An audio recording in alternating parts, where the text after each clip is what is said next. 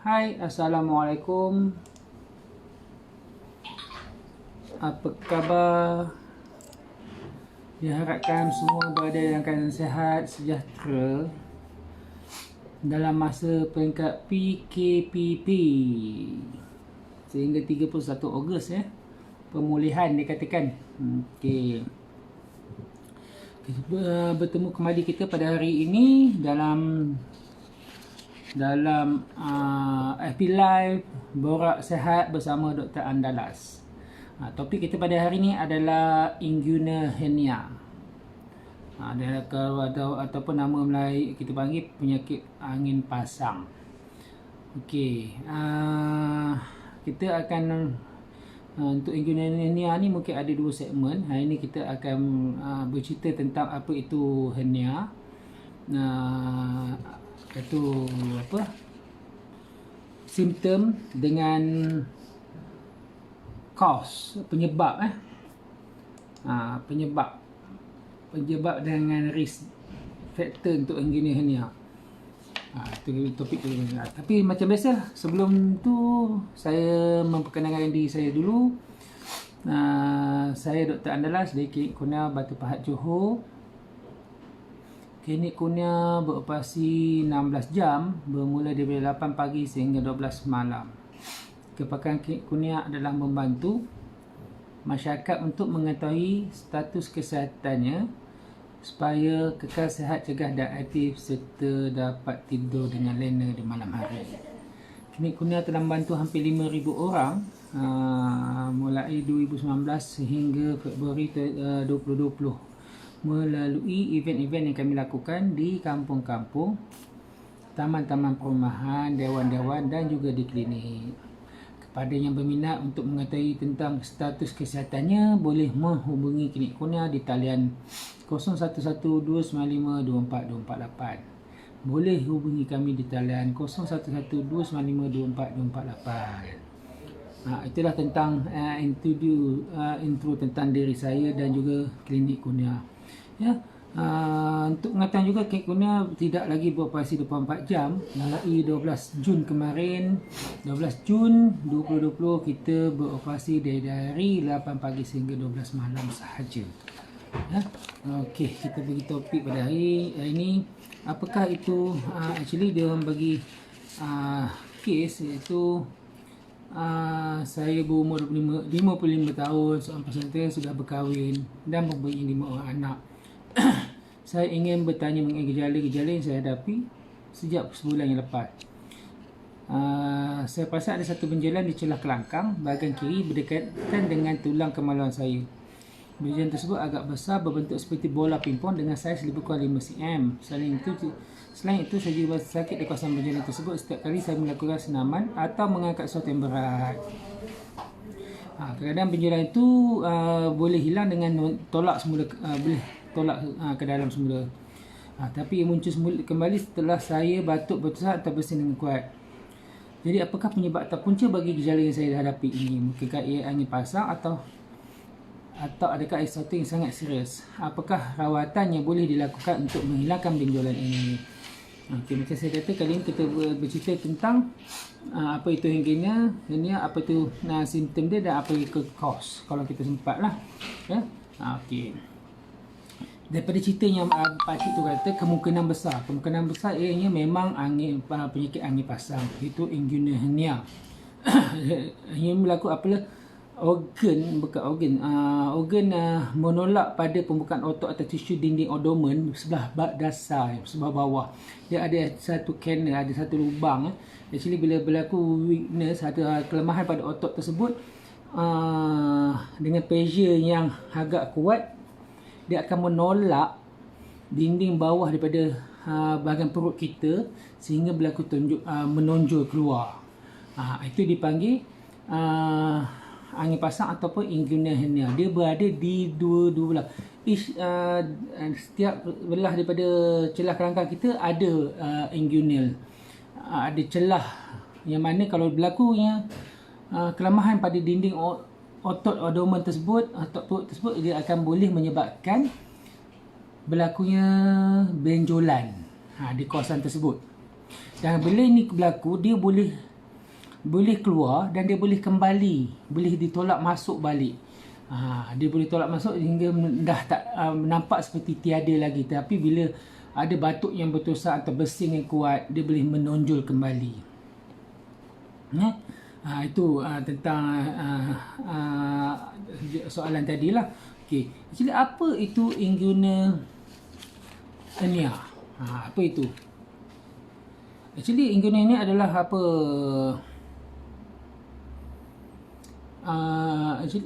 Inguinal ni adalah dia berlaku di bahagian bawah abdomen. Kita panggil apa? Perut ya? Abdomen perut. Bahagian bawah dasar daripada celah kerangka tu dia abdomen. Ia berlaku kelemahan pada dinding otot tersebut sehingga menyebabkan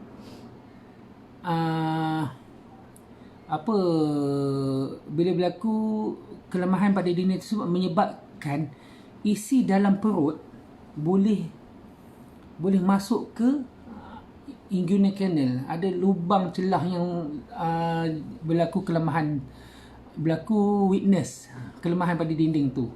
Benjolan, bila berlaku benjolan ni yang kita akan panggil inguinal hernia ataupun penyakit angin pasang. Dia betul-betul di bawah dasar perut, di kiri dan kanan kita punya celah kelangkang tu, dia ada bahagian dasar perut tu dia ada inguinal canal. Macam canal inguinal yang mana bila pressure di dalam perut akan menekan organ terutama usus kecil untuk masuk ke dalam kanal tersebut, sehingga menyebabkan benjolan yang kita boleh nampak dari luar. Ini disebabkan kelemahan dinding abdomen tu lah. Itu selalunya dia boleh berlaku bila pada budak-budak yang premature atau atau lahir tak cukup bulan, ataupun yang mengalami kadang-kadang bila penyakit memang berlaku kelemahan pada dinding bawah abdomen tu lah. Jadi dia usus atau organ lain boleh keluar, tapi kebanyakan selalu usus kecil ni akan keluar kat situ, dan kita boleh push balik untuk push perlahan-lahan untuk kembalikan masuk usus tersebut di dalam. Itu. Alah, kenapa kata hidung ni? Okey ya. Jadi untuk tu memang memerlukan rawatan, kita akan tengok dulu. Okey. Selalunya simptom-simptom yang boleh pesakit alami, pertama adalah bila dia batuk dia akan rasa sakit, ataupun bila dia exercise dia akan rasa sakit, ataupun bila dia tunduk dia akan rasa sakit di bahagian ni lah kat bawah tu. Lepas tu bila kata usus tu turun, dia boleh rasa macam pedih, burning sensation, rasa pedih, sebab dia melibatkan usus kecil. Mana usus kecil masuk ke dalam tu, sehingga kadang-kadang asid itu di dalam gaster dalam kita punya lambung tu pun akan memberi kesan. Kadang boleh rasa yang menyucuk, ataupun rasa macam, yalah, kita akan nampak lah benjolan bengkak benjolan bengkak dekat dalam dekat celah kerangka, ataupun kadang dia boleh turun sampai masuk ke kandung skrotum, kantung telur tu. Kalau lelaki. Itu kalau lelaki, dia akan nampak benjolan tu, usus tu dia masuk sampai ke dalam, sebab inguinal channel tu betul-betul dia akan masuk ke dalam skrotum, dalam kandung telur lelaki. Itu selalu gejalanya sering simptom atau gejala yang sering yang berlaku. Okey. Berikutnya adalah apakah penyebab atau risk factor yang boleh berlaku pada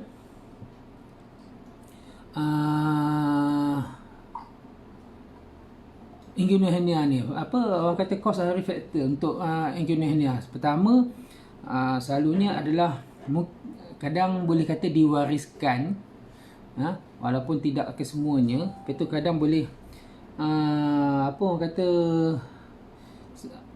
faktor antara lelaki dengan wanita lebih sering lelaki.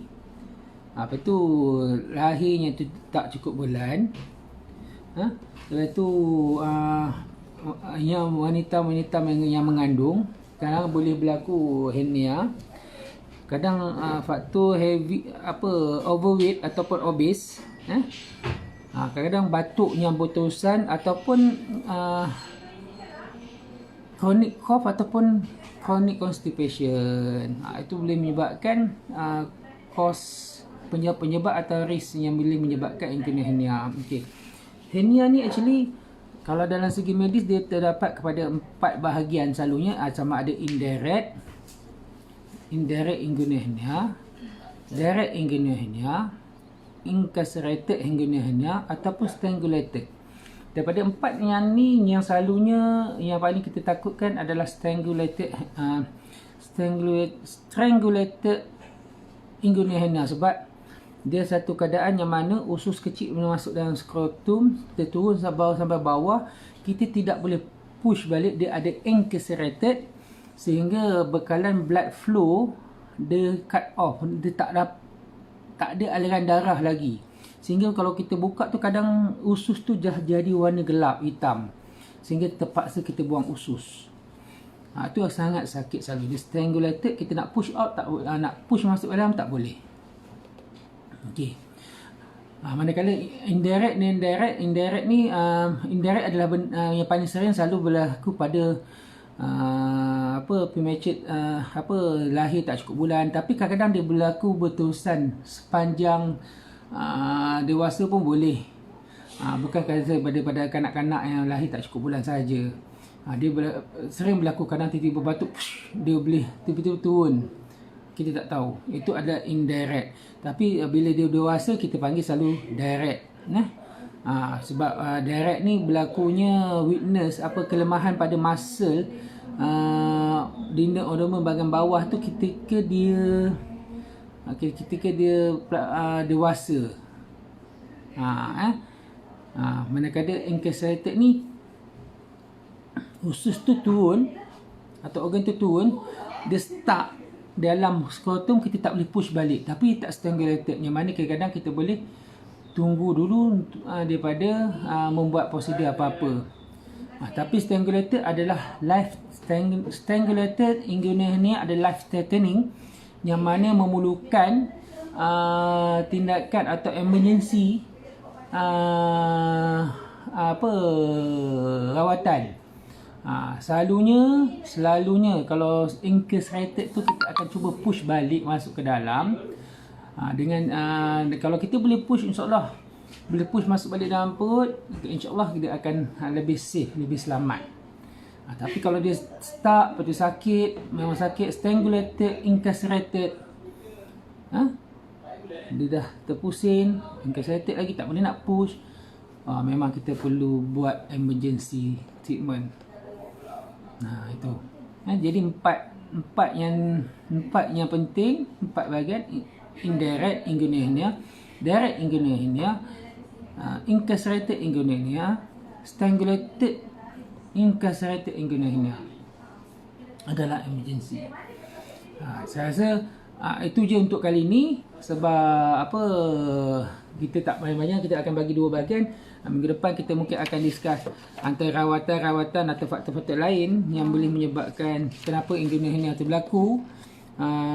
Lepas tu rawatan inguinal hernia, tadi gejala dengan sistem causes penyebab pun kita dah masuk. Jadi besok mungkin kita akan sambung dengan rawatan, tindakan dan pencegahan untuk mengelakkan berlaku daripada penyakit angin pasang.